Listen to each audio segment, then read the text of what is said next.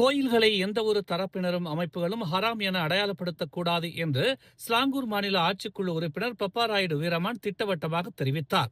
ஸ்லாங்கூரில் இஸ்லாம் அல்லாத இந்து, பௌத்தம், கிறிஸ்தவம், சீக்கியம், தாவோயிஸ்ட் ஆகிய 5 மத விவகாரங்களுக்காக அமைக்கப்பட்டிருக்கும் லீமாஸ் எனும் துறையின் இணை தலைவர் எனும் அடிப்படையில் கோயில்களை ஹராம் என வகைப்படுத்தும் எந்த ஓர் அமைப்பையும் அரசாங்கம் அங்கீகரிக்காது என்று பப்பாராயுடு வீரமான் தெரிவித்தார். வழிபாட்டு தலங்கள் வெறும் இயல்பான கட்டுமானங்கள் அல்ல, அது இனம், மதம், சமய வரலாறுகளுடன் ஆழமான அர்த்தத்தை கொண்டது.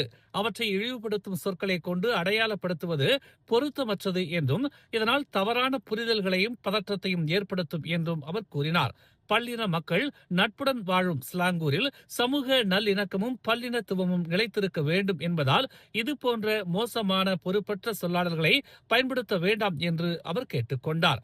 மேலும் அனைத்து வகையிலான வழிபாட்டு தலங்களின் நிர்வாக விவகாரங்கள் அதன் உள்ளூர் நகராண்மை கழகத்தாலும் மாவட்ட அலுவலகத்தாலும் முறையாக அடையாளம் காணப்பட்டு அதிகார சட்டத்துடன் தொடர்புடையது என்பதால் குறிப்பிட்ட தனிநபருக்கு புகார் அளிக்க மட்டுமே வாய்ப்புள்ளது என்றும் தேவையற்ற தலையீடுகளால் இந்த விவகாரம் சமூகங்களுக்கு இடையில் பதற்றத்தை ஏற்படுத்தும் என்றும் அவர் கூறினார். நாட்டில் உள்ள வழிபாட்டு தலங்கள் தொடர்பான வழக்குகள் நீதிமன்றத்தால் நிர்வகிக்கப்பட்டு வருகிறது.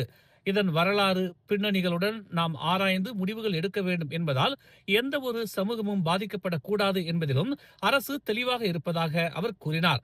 இதில் உள்ளூர் மேம்பாடு, சமூக வளர்ச்சி, நில நிர்வாக பிரச்சனைகள் என பல்வேறு காரணங்கள் உள்ளது.